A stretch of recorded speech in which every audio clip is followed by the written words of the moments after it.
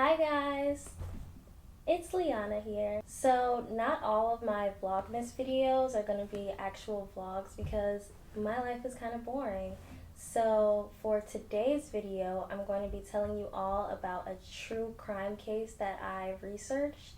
It actually took place in the city that I grew up in, Euclid, Ohio, and when I heard about this case about a year and a half ago, it just had a really big effect on me. It's a really heartbreaking story, and I've never been able to get it out of my head. So I'm making this video today to share Aniya's story and to spread awareness about child abuse and the reporting system that failed this little girl. So today I will be telling the story of Anaya Garrett, who was born on September 2nd, 2013 and died on March 11, 2018 when she was only 4 years old. At the time of Aniya's death, she lived with her mother, Sierra Day, who was 23 years old at the time, and her mother's boyfriend, Deontay Lewis, who was 26 years old at the time. So I'm just going to go back to the beginning and tell you how Aniya's parents met. So Sierra Day began dating Michael Garrett back in 2012, and when Sierra got pregnant, she was living in her family home with her mother and father, and then her sister testified that Michael moved into the attic and they were living there together. Eventually, around when Anaya was about 1 year old, Sierra and Michael decided to move out of Sierra's parents' home and get an apartment of their own, and they moved to Euclid, Ohio. So at the time, Sierra did not have a job and Michael was the primary breadwinner. Eventually, Sierra did get a job at a daycare that was called Ready, Set, Go. Sierra and Michael's relationship began to get rocky. Michael testified that he would come home and notice some of his things in the garbage, and there was just a lot of tension between the two of them. And he describes himself as someone that doesn't like confrontation. He doesn't like to live around tension. So he just started to get the message that she didn't want to be with him anymore. She didn't want him around, and he eventually moved out and got a place of his own. So after they broke up, Sierra eventually moved into another apartment. The apartment building was called Harbor Crest, which is also located in Euclid, Ohio. Shortly after Sierra broke up with Michael Garrett, she began dating Deontay Lewis. So after Sierra and Michael broke up, Michael was still making an effort to have a relationship with his daughter and to provide for her. He would pay his child support and he would visit her as much as he could and bring her back to his home where he lived with his girlfriend. After a while, Sierra started making it difficult for Michael to be able to see his daughter.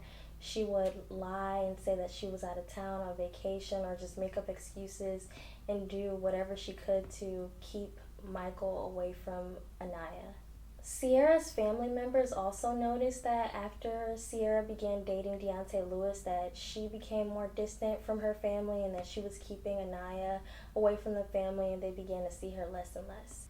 Her sister testified that she had a birthday party for her daughter, and Anaya and Sierra came to the birthday party, and she noticed that Anaya was very withdrawn and she was staying to herself, and that Sierra disciplined her a few times, and she would take her into a separate room and discipline her privately.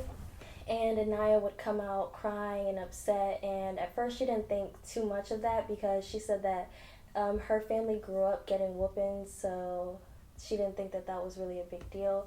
But then when she did start to think that there was something more going on here, because once Anaya came out of the room with a bloody nose, and Sierra just made an excuse and she said something like she fell or she walked into a wall or something like that, which is crazy. Sierra's sister also noticed that Anaya was starting to get smaller and smaller. So Sierra was taking many efforts to try and to keep her family and to keep Anaya's father away from her as much as she possibly could. So when Sierra would go to work, she would take Anaya to a daycare, and the daycare workers started to notice that Anaya was coming in with bruises all over her body and that sometimes she was bleeding. And one daycare worker took it upon herself to file a report with CPS.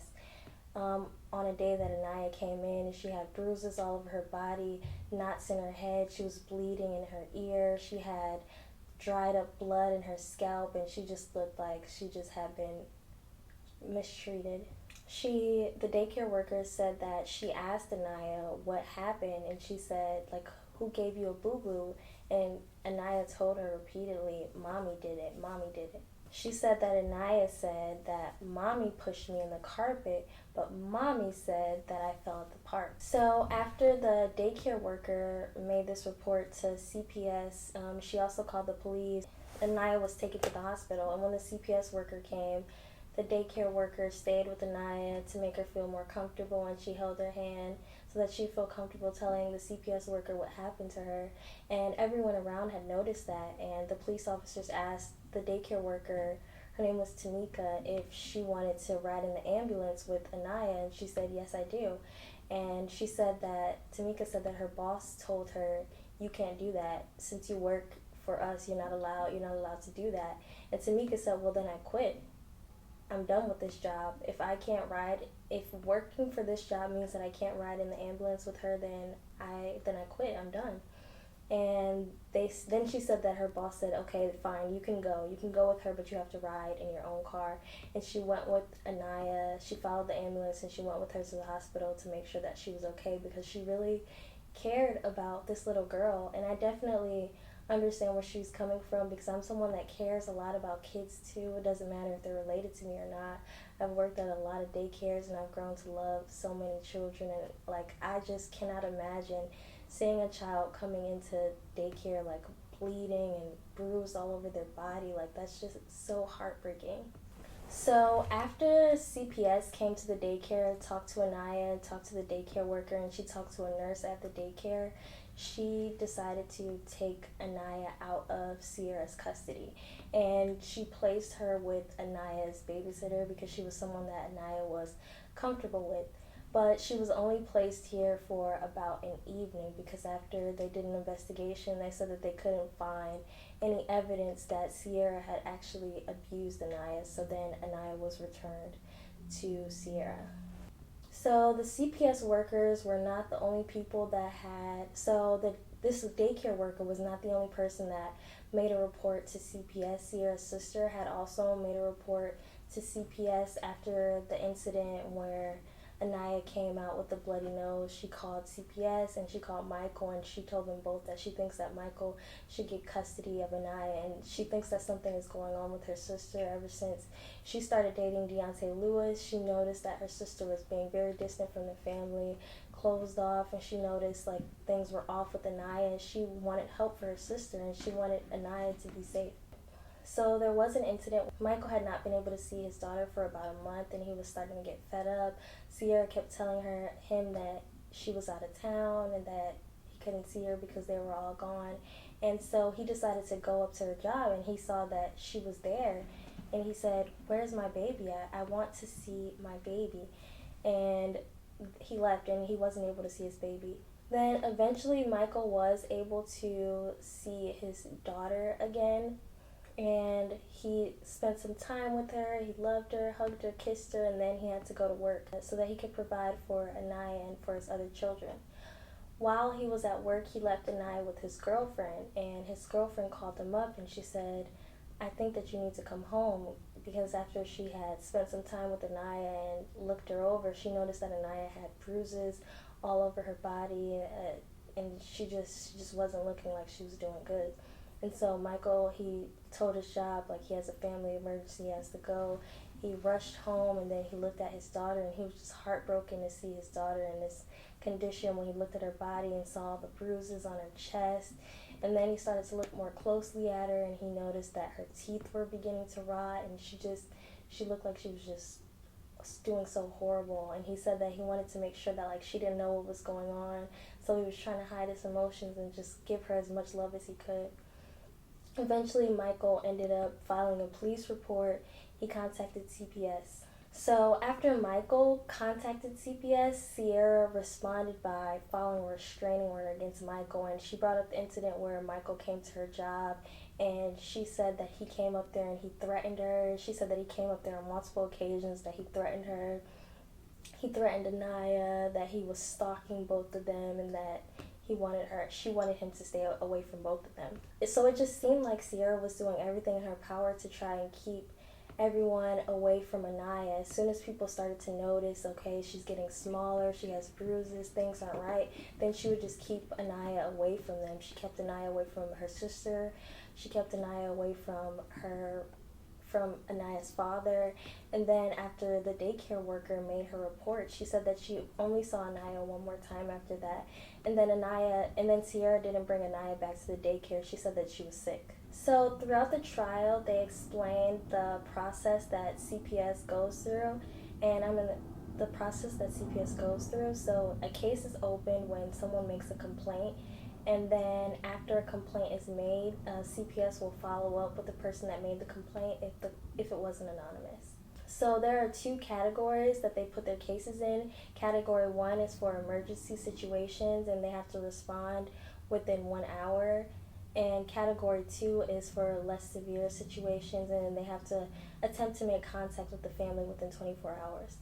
So since Anaya had bruises on her body and people were making complaints about the bruises and her saying, "Mommy did this to me," she was a category 1.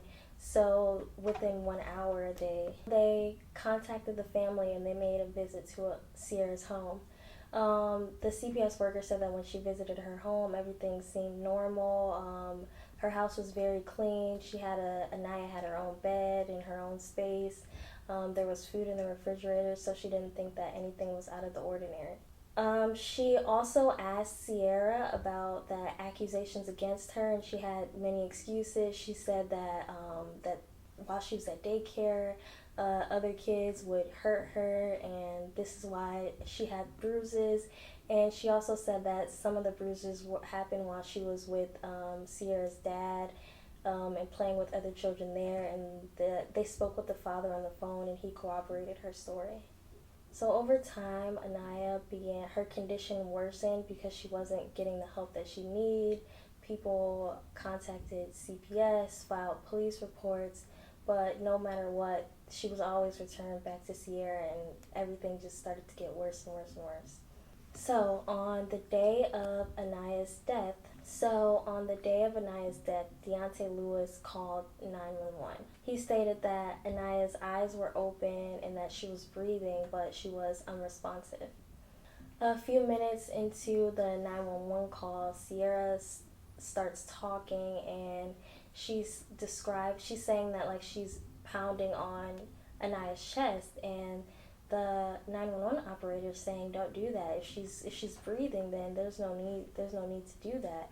And then eventually she says she's not breathing, and then the 911 operator is showing emotion and saying like, "Oh, she's not breathing. Like, okay, well we need to start compressions. We need to start CPR," and she starts talking them through the process.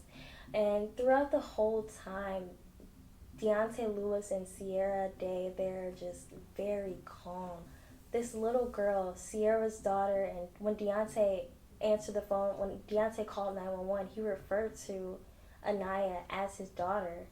She's laying on the ground and she's not breathing, and they're just on the phone, just so calm the entire time, as if they're just talking about something that just happens every day.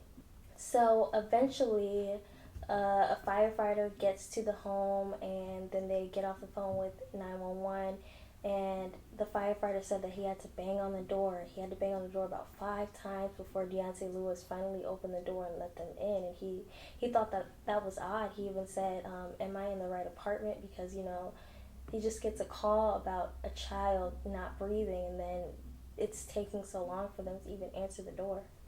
So when the firefighter came into the apartment and he looked at Anaya, he noticed that there were burns on her body, cuts, contusions. She appeared to be malnourished. She was very cold and very stiff. So once the ambulance got there, they rushed Anaya to the hospital, and Sierra and Deontay Lewis stayed behind, and they spoke with the police. So in their statement to the police, they said that Anaya was sitting on the toilet and then she fell off of the toilet, and then they put her back on, and then they left, and then they heard a big thud as if she fell off again. Sierra said that after they went to Red Lobster a few days ago, that Anaya started acting weird and she wasn't keeping food down. She said that she tried to give her Tylenol, she tried to give her ginger ale, she wasn't keeping anything down, and like she was falling down and she just wasn't acting like herself. So some things that the police noticed when they got to her apartment and they examined it, they noticed that they had been keeping Anaya under the air conditioner in the apartment, and that it was very cold in the apartment, and it was also very clean.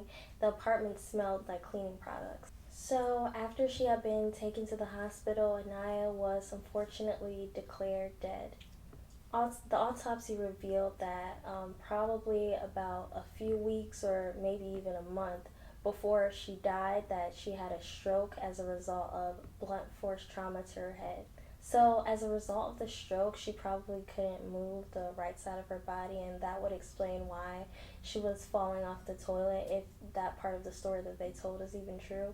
The medical examiner also found that she was severely malnourished. She was 4 years old and only about 20 to 25 pounds. She had burn marks on her body, and they found that she had probably been lying in a urine-soaked bed for a few days before she died. Based on everything that the medical examiner found, Anaya suffered from a very slow and very painful death as a result of years and years of abuse and neglect. So at the end of the trial, both Deontay Lewis and Sierra Day were sentenced to life in prison. Sierra was sentenced to life without parole, and Deontay was sentenced to life with the possibility of parole in 20 years. They were convicted of aggravated murder, felonious assault, permitting child abuse, endangering children, and tampering with evidence. When they were sentenced, Deontay Lewis, he was very emotional and he cried, but Sierra, throughout the entire trial, she showed absolutely no emotion. She didn't seem remorseful, she didn't seem sad about what had happened. There were a few times where she was even smiling throughout the entire thing. Her counsel tried to explain what happened by saying that Sierra had learning disability. So after Sierra and Deontay were sentenced to life, Michael decided to file a civil suit, and he sued some of the daycare workers, and he sued some of the CPS workers as well. So he sued the daycare because they had 14 reports of Anaya coming in with bruises all over her body, and more than half of those times she actually said out of her own mouth, "Mommy hit me, Mommy did this to me." And it took 14 reports for them to actually contact CPS. If it wasn't for that one daycare worker that I talked about earlier, who knows if they ever would have even contacted CPS at all. So both of the daycares that Anaya went to, their licenses were revoked and they were shut down because they failed to take the steps necessary, which they have a duty to report, and they did not. So at the end of Michael's civil suit, he was awarded $3 million, which was paid to him by Cuyahoga County. So yeah, that's the end of this case here, and this is just a really sad and heartbreaking story. I just feel really bad that this happened to this little girl.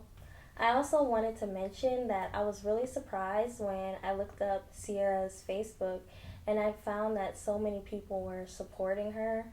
For some reason, her Facebook page has turned into a remembrance page for her, even though she's not the one that actually died.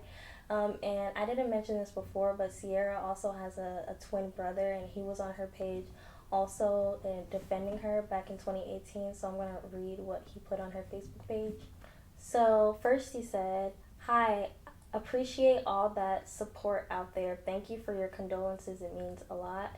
And he also said, To you guys assuming and making false accusations, you don't know anything. Stop commenting on my sister's page because you guys were never around. Stop trying to put two and one together. I think he means based on what you hear and based on what you hear and what you read. It's not going to turn into sense. So yeah, he's defending his sister and he defended her throughout the trial, and there are a lot of people on the page saying that they're praying for Sierra, that they hope that she gets out of jail, that they know that she was a good mom. And I don't know, I just don't get it at all. So my opinion of this case, I obviously think that it's really sad. It's really heartbroken. I just feel so bad that this happened to her, especially knowing that it could have been prevented. Her dad reported this to CPS and to the police.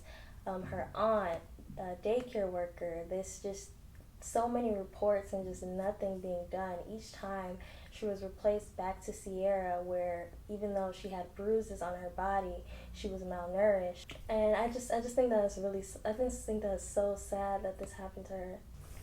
In my opinion, I think that when they called 911, I could be wrong, but I just have a feeling that she was already dead. I don't think that she was breathing the whole time that they were on the 911 call, and they were either in denial or they were just trying to hide the fact that she had been dead for a while. And I think that that's why it was so cold in the apartment, because her body was decaying and it was starting to smell, and that's probably why it smelled like cleaning products as well, because they were trying to mask that. And I think that that's where the tampering with evidence charge comes in. But yeah, this is just all messed up. But so after Michael won his civil case, throughout this entire process, he's just been doing whatever he can to spread awareness about child abuse and spread awareness about the reporting system that failed his daughter.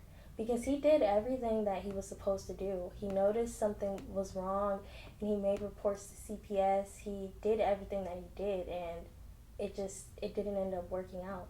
He did everything that he was supposed to do. I looked on his Instagram page, and he started a foundation called Justice for Anaya. So if you would like to support that at all, I'll leave some information down in the description box about that if I can find that. Yeah, this situation is just really crazy. Like, I truly cannot believe that something like this could happen to such a poor, innocent, sweet little girl. I think it's just horrible like that. There are people out there that are so miserable and they hate themselves so much that they would take it out on an innocent little girl. Like, how can you, a grown woman, like, and a grown man, like, beat a little girl like that, like, to the point where she's bleeding, she has bruises in her head, hitting her so hard that she ends up having a stroke, like, pushing her face into the carpet, not feeding her. Like, that's just horrible. There were so many people that were willing to help, so many people that cared about this little girl, but she wasn't willing to get any help. But yeah, thank you guys so much for watching this video. If you like this video, please let me know by giving me a thumbs up and leaving me a comment down below. I'd be happy to do more videos like this if you guys like it. So yeah, subscribe and stay tuned for more. Thank you.